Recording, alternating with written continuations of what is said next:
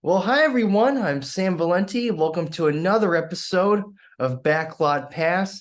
Today's guest is someone who I am a huge fan of and someone who I'm just honored to be speaking with today. A wonderful actor. You've probably seen her on quite a lot of shows. I know her from an amazing sitcom called Soul Man with Dan Aykroyd back in the day, but it's the wonderful Helen Cates. Helen, how are you doing today? Welcome to the show. I'm doing great, Sam. I'm really happy to be here. Yes, it's like I said, truly an honor to be speaking with you today. Just to start out, and you were telling me before that you're from Houston, which is awesome because we're both from Texas, so that's so cool. But just kind of how did you get interested in the world of acting, and how did you kind of, get started in your career? Well, when I was a little girl, I always wanted to be an actress, but I kind of forgot about that dream, and I'm not sure why.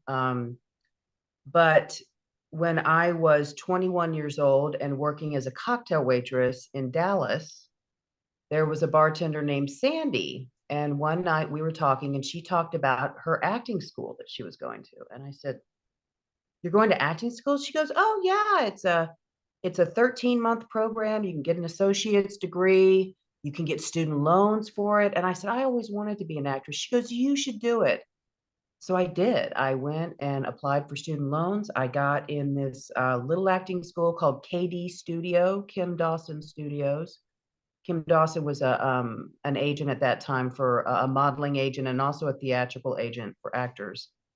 And I went to school there. I graduated, and we had a little showcase at the end of that where all the agents came. And Jackie Townsend agency, she picked me up right away. She signed me, and I started doing. My first job I ever got was an industrial film for J.C. Penney, Hmm. playing a really funny character. And so yeah, I was with Jackie Townsend for a while, doing a lot of commercials.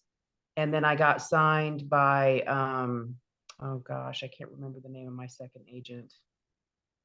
Her name was Darlene. I can't remember the name of the agency. But when I got with her, I started booking a lot of guest starring roles and roles in movies and stuff like that. I did uh, Leap of Faith with Steve Martin, which was I had a scene with Steve Martin, which was a dream come true.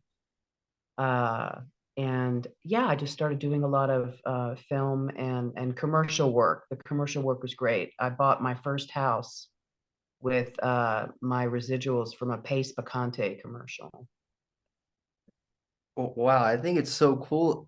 It's so cool that I heard that you were in a Leap of Faith because I love that movie. Steve Martin, Deborah Winger. That's a movie I have fun memories of watching playing the where he plays the televangelist, kind of like a Peter Yeah, the Pan charlatan. Yeah, back in the and day. Liam Neeson was in that. Liam Neeson was in that long before Schindler's List. He had done a movie called The Good Mother with Diane Keaton, which was kind of a sleeper, and I had seen him in that. So, yeah, I had lots of discussions with him about his performance in that and how I thought he was a wonderful actor. And yeah, that was a real treat. We shot that in Las Colinas Studios, which was out near Valley Ranch. You know where that was outside of Dallas, Valley Ranch? Oh yeah.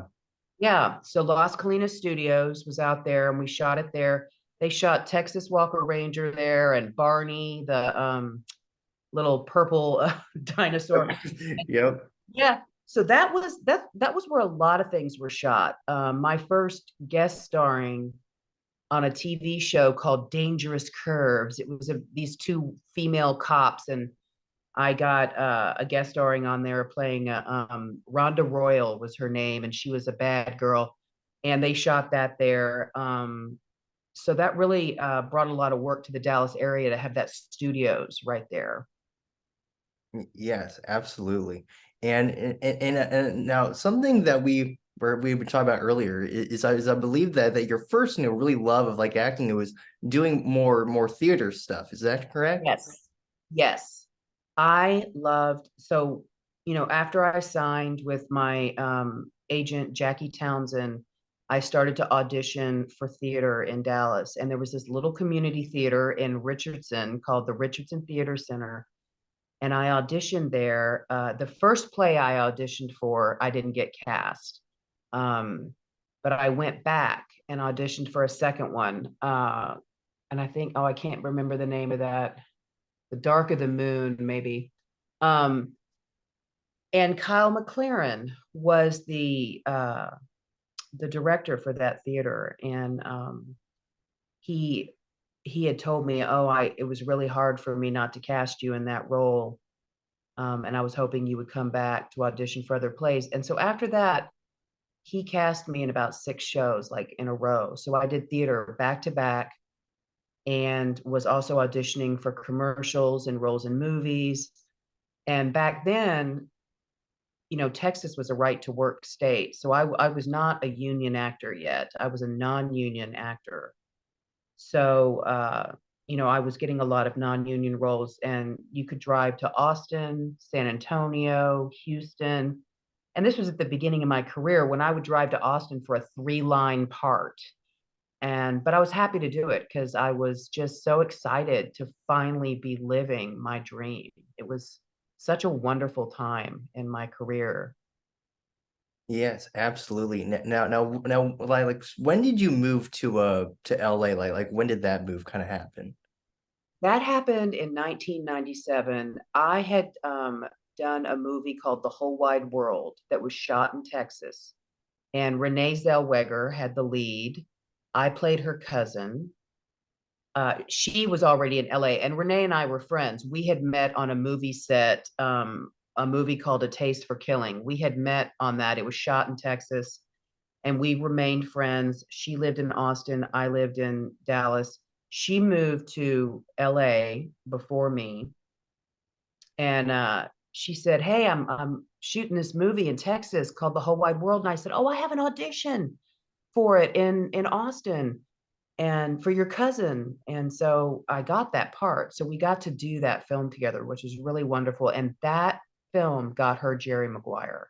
Her performance in that film got her the role of Jerry Maguire later on. But so I never had any intention of going to LA. I just bought a house in Dallas. I was doing well. I got seen on all the good parts.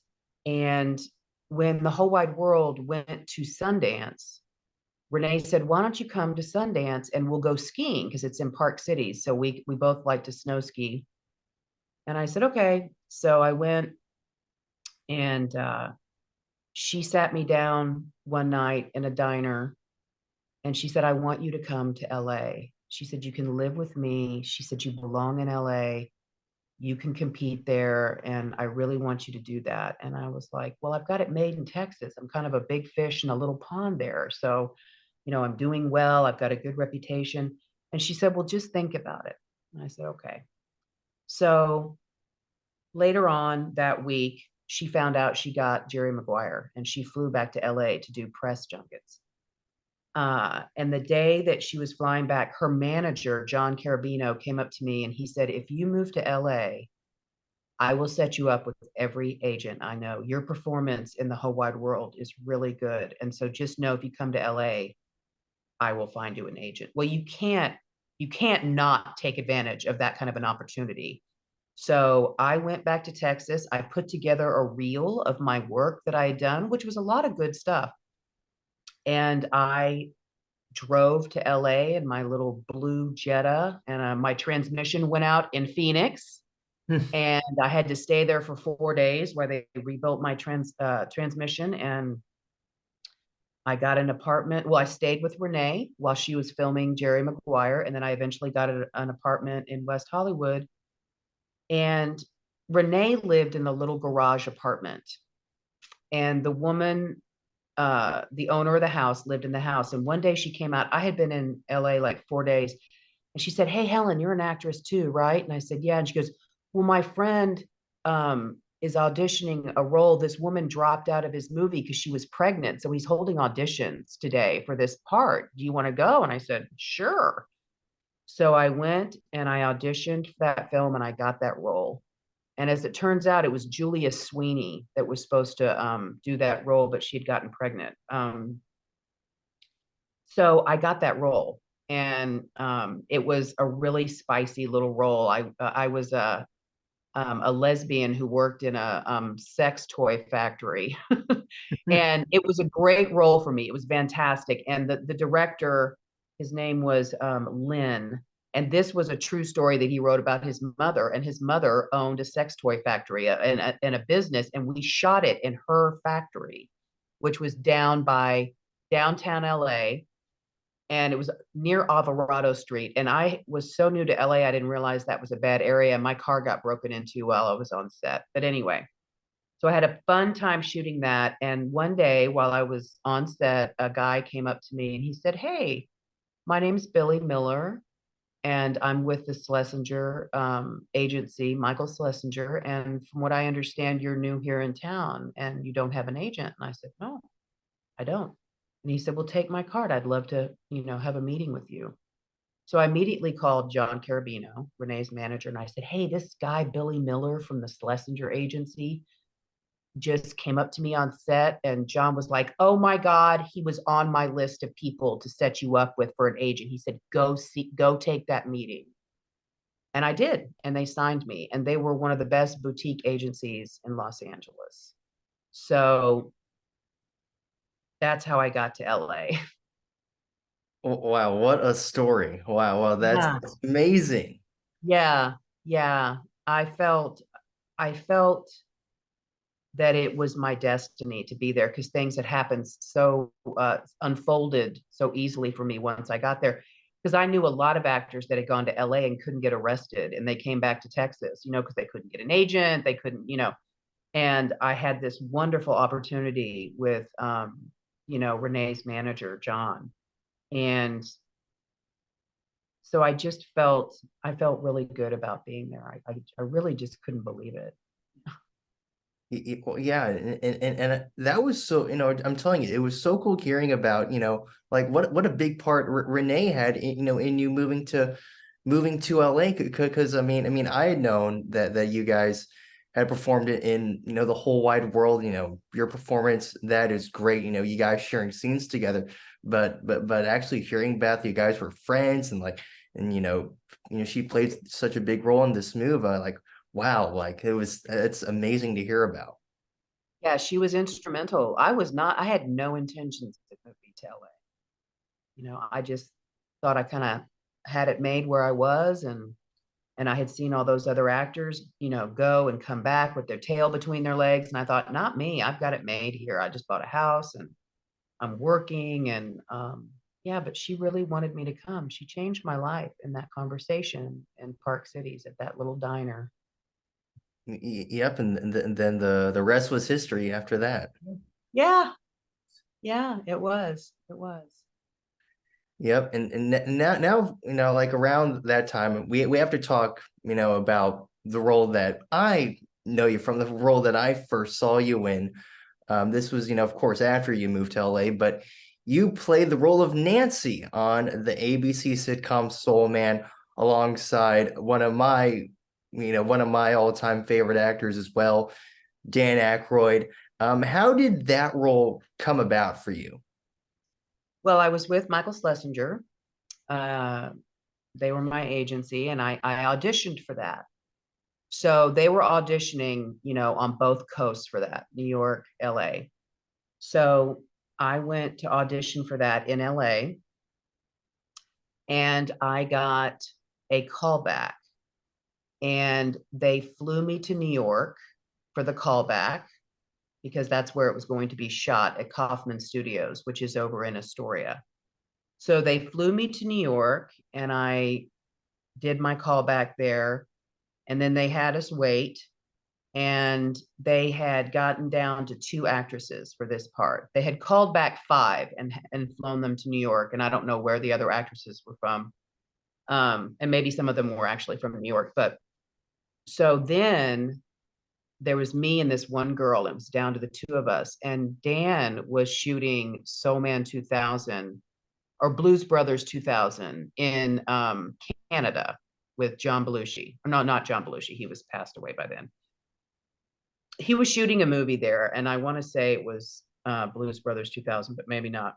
Anyway, so they flew us to Canada to read with Dan.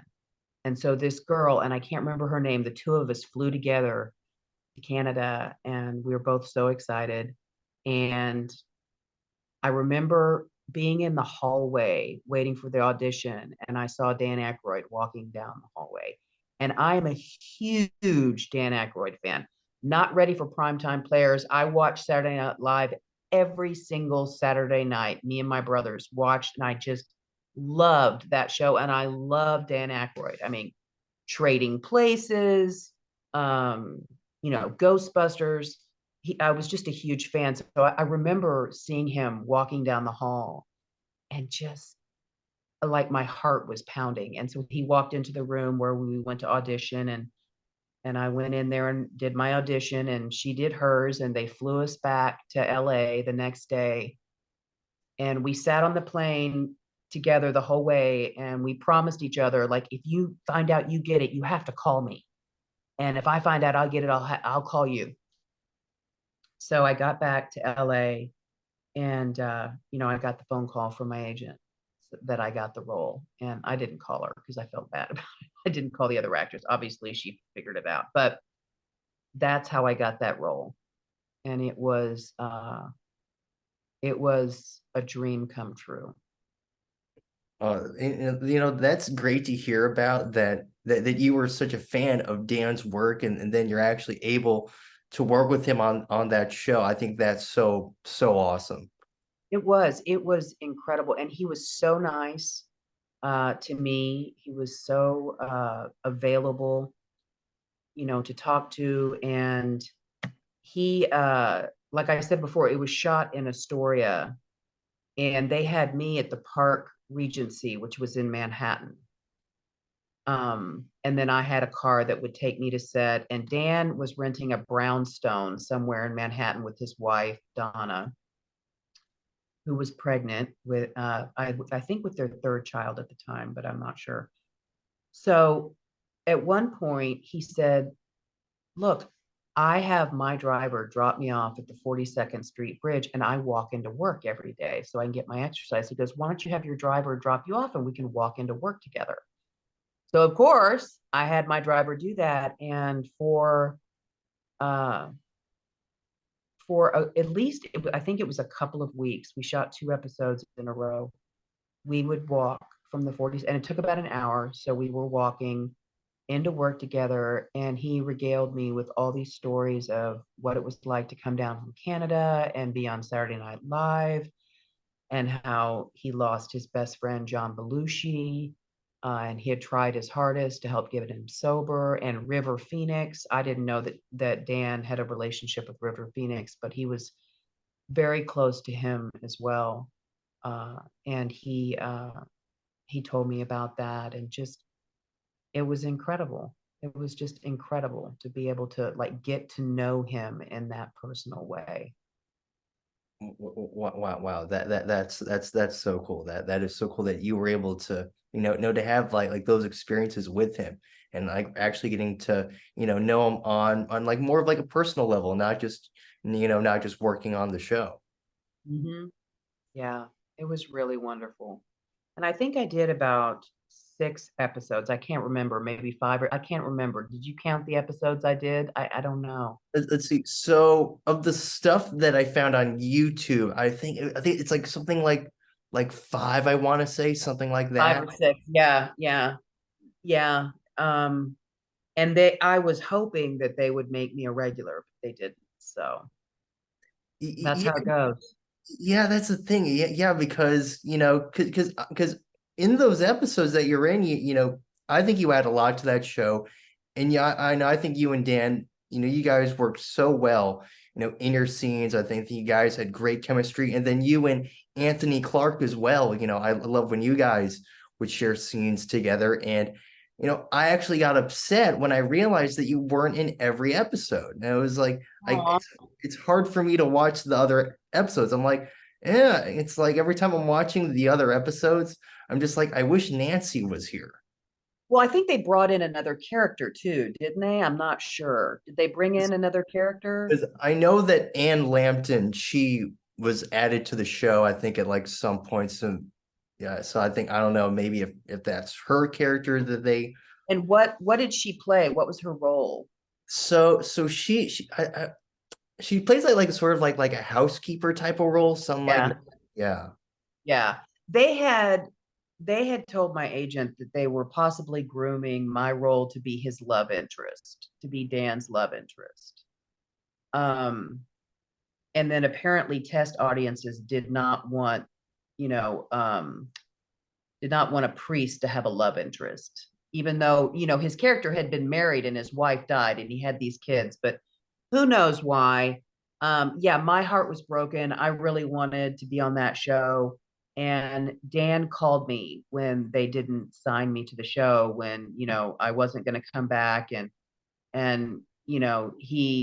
he said, I don't agree. And, it's been, I mean, he was so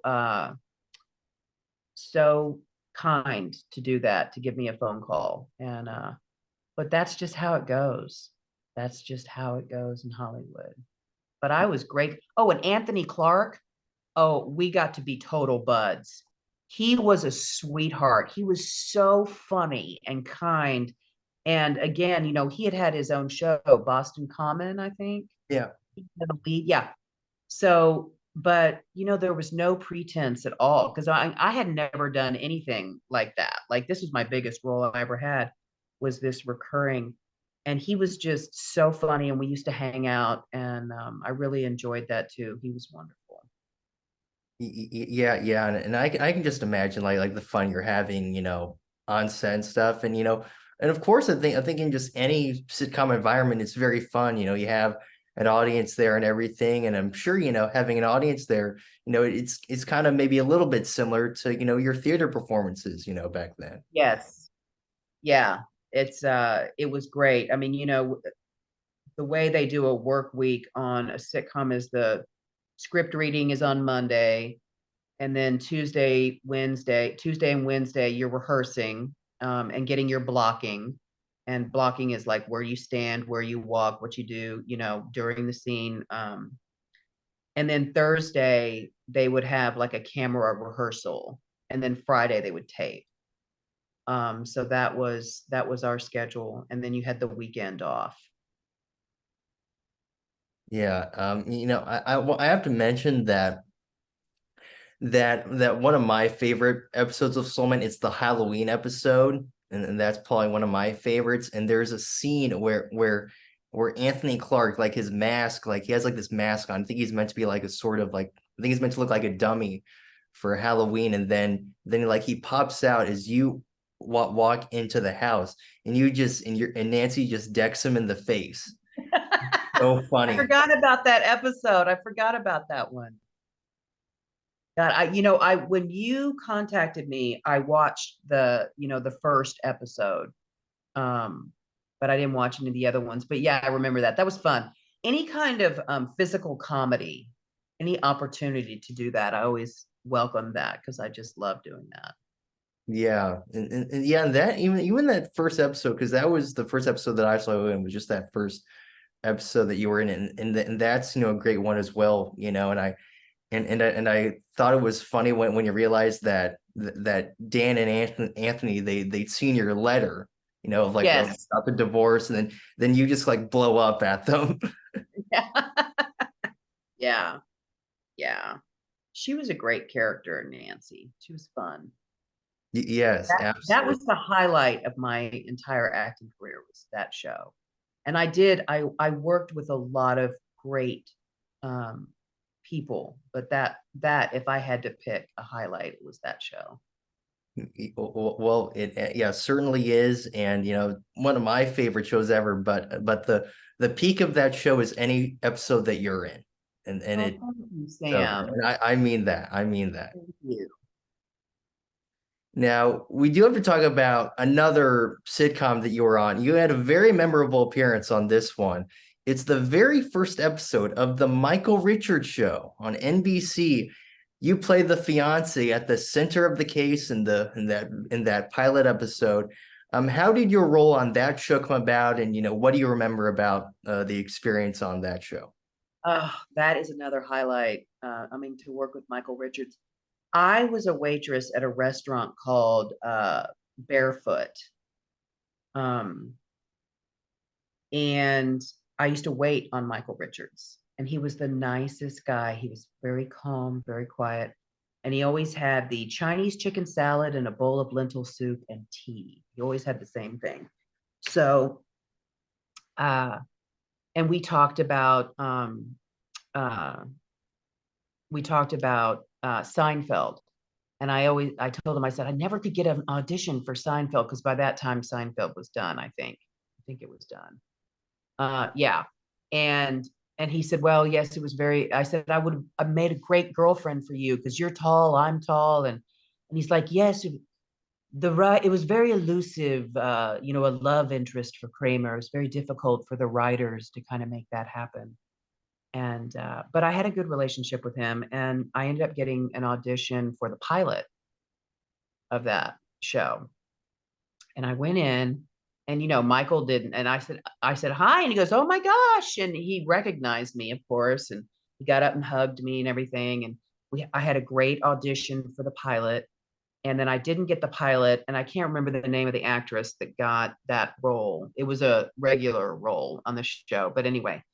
But they called me in for the first episode because they had liked my audition for the pilot, so they called me in for that great role that I ended up booking, and that was so much fun. Working with him was a blast. Tim Meadows was great. uh I had the best time, and we had really good chemistry, Michael Richards and I did. So, and I think I told you this in our phone conversation, they wrote that last scene in the hospital where I go see him. That was not in the original script, and they added that scene so we could have one more scene together. And yeah, that was wonderful. And I had to go back for looping.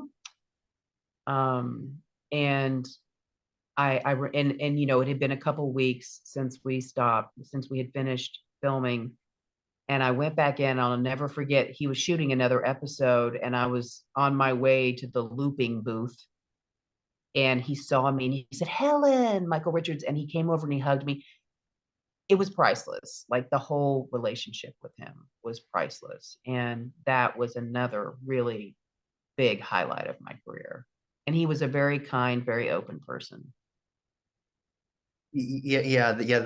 That episode, I love rewatching it. It's just so much fun, and that's another one where I can tell that you're just having just a total blast on it. Yeah, I did. I really did. Yeah, and that scene at the end, it's such a great little kind of twist at the end to have your character reappear. Yeah.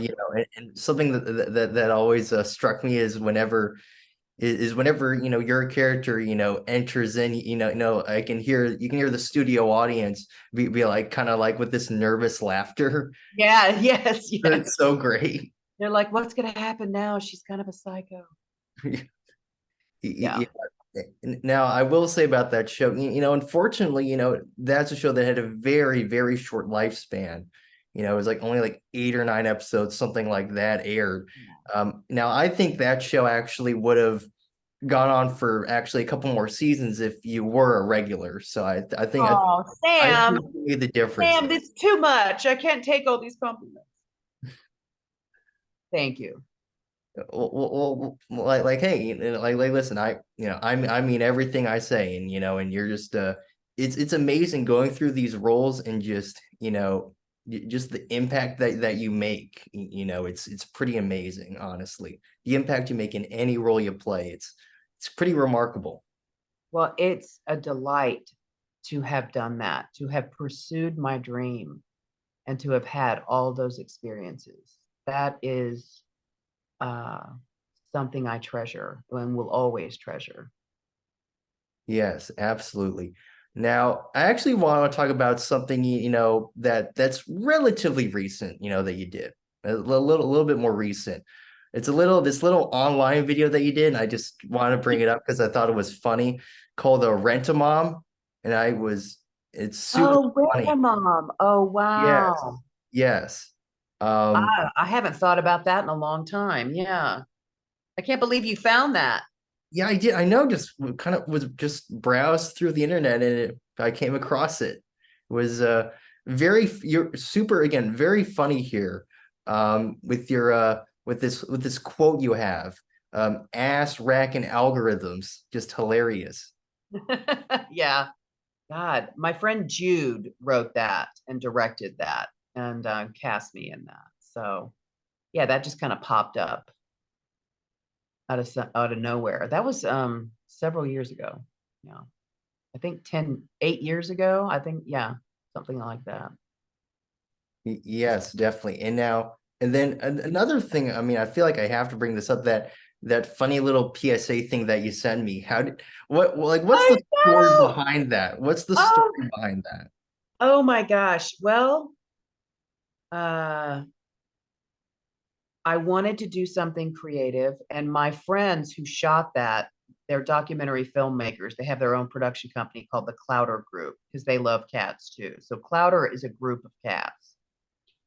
So, and I do pet sitting here in Northern California where I live. I had a pet sitting business in LA, but after COVID, it pretty much petered out. But so I would take care of their cats whenever they were out of town. So I said to them, I said, I want to write a PSA.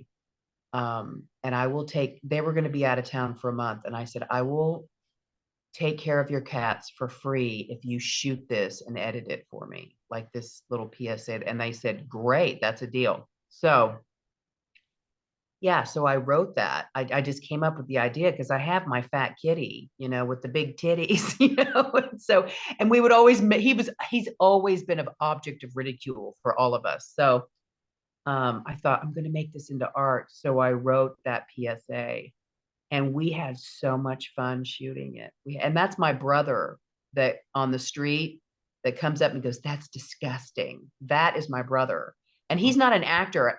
And I asked him to be in this. I said, "Oh, please," because he lives here. Um, and I said, "Please, will you play this role? You're perfect for it." So he did. And Joe plays the therapist, sitting on the couch, the mean therapist. And then Aaron, when I moved here, um, I got a handyman, and I had him come here all the time, helping me with this house when I first bought it.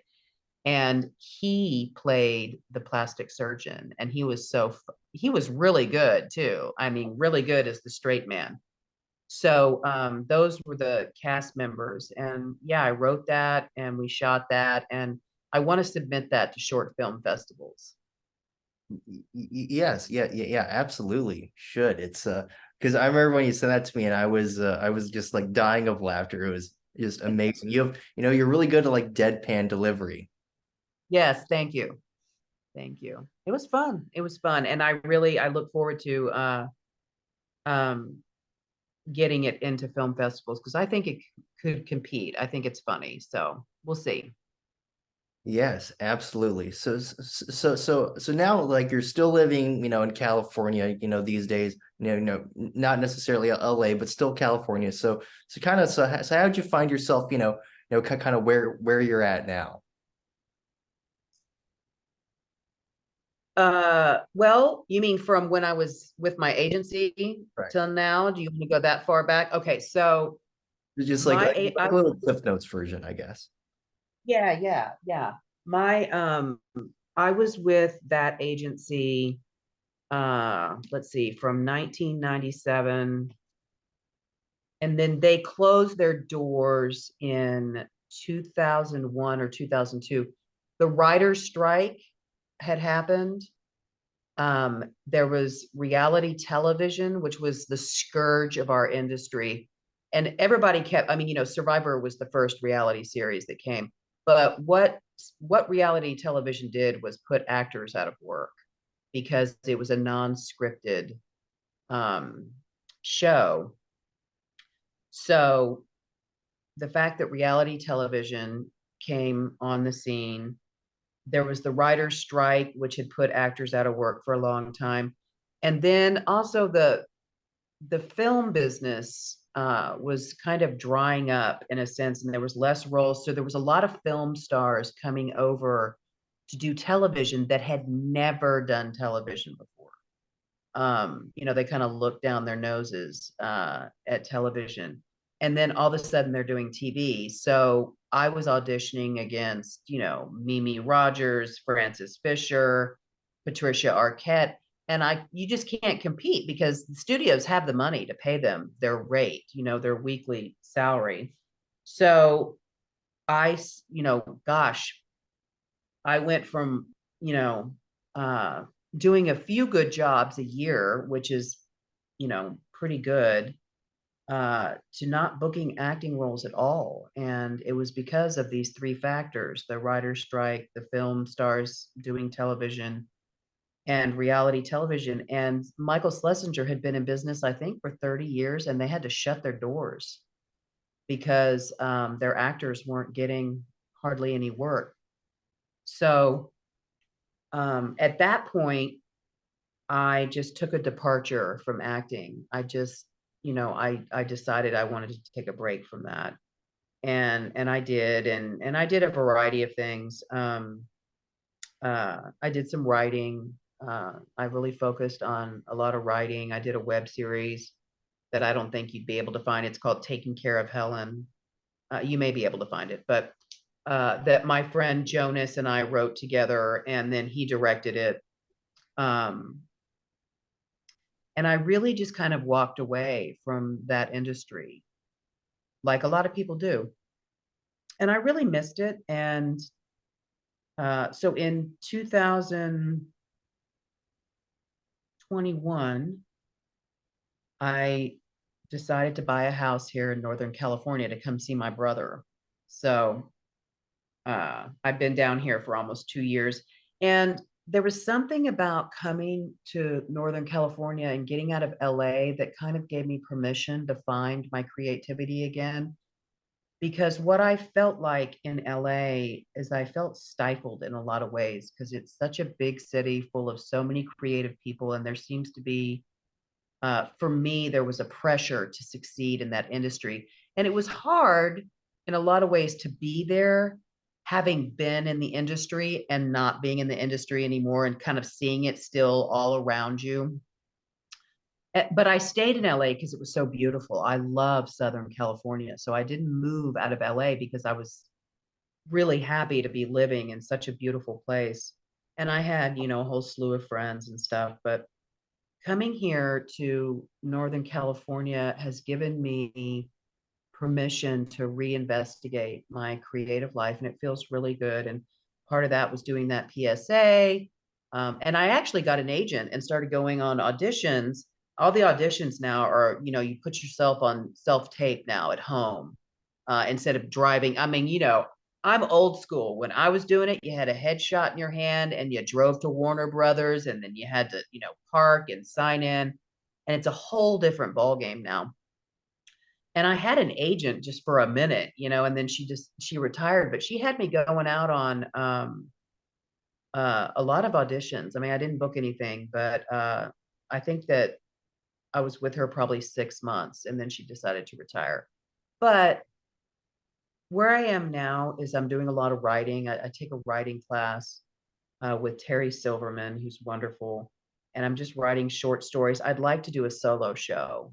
So I'm kind of piecing together some elements of that because it's kind of been a dream of mine to always do a solo show. And that would bring me back to my theater roots that I love so much, live performance. So I'm working on that right now. And, I'd love to do another little film, like the PSA, a little comedy or something like that. And I've talked about that with Joe, my friends Joe and Stu, although they're working on a really big film right now, so they're doing really well. But yeah, I feel really good about where I am creatively, and it feels good to like allow myself to come back to that because I've missed it. I've missed it. So That's really great to hear. That's really great to hear. That you're finding these great ways to be creative. Let your creative voice out. It's awesome. I love the idea of doing that solo show. I think that's awesome. I would love to see that. Well, Sam, of course, if I do it, I'll let you know. You know, you'll be one of the first ones I let know.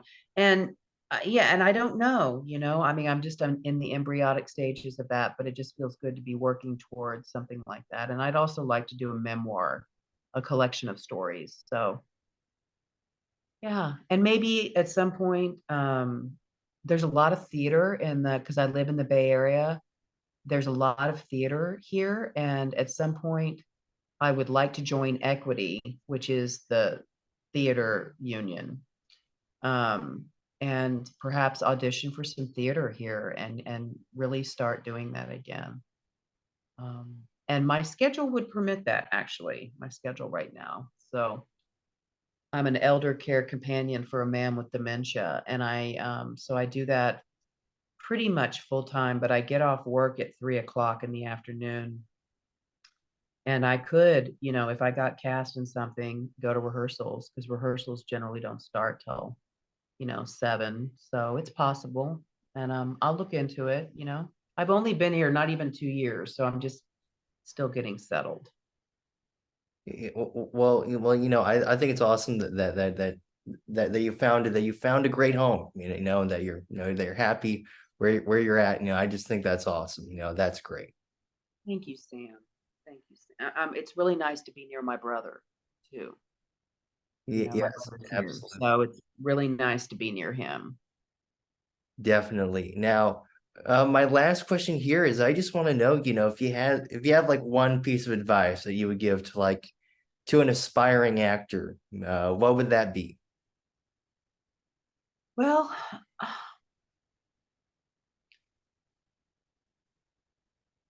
I think the best advice that I can impart to someone who's new to acting is just to do it because you love it.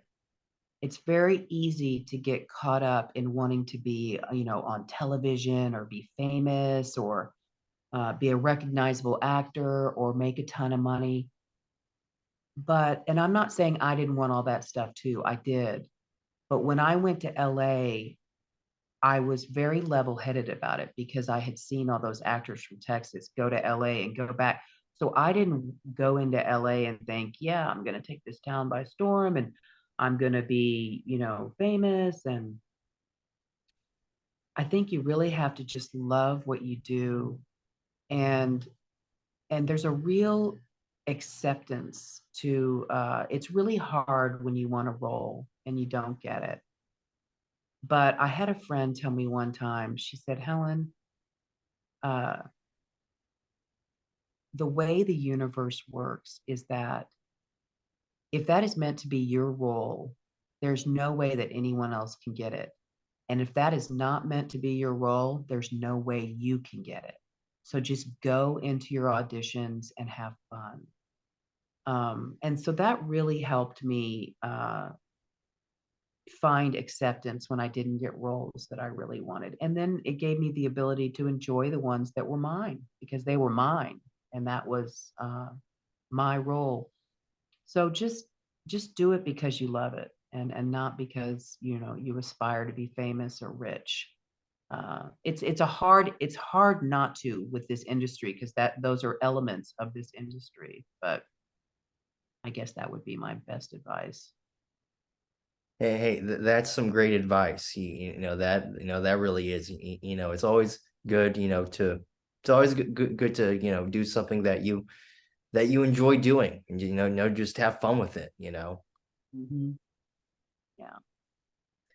Yes, absolutely. That is some wonderful advice. And well, all I can say is, Helen, it's truly been an honor getting to speak with you today. Just truly an amazing experience. Thank you, Sam. That's really, really kind of you. It's been a pleasure to be here and kind Y- of revisit those days. It's really been nice to kind of take a stroll down memory lane.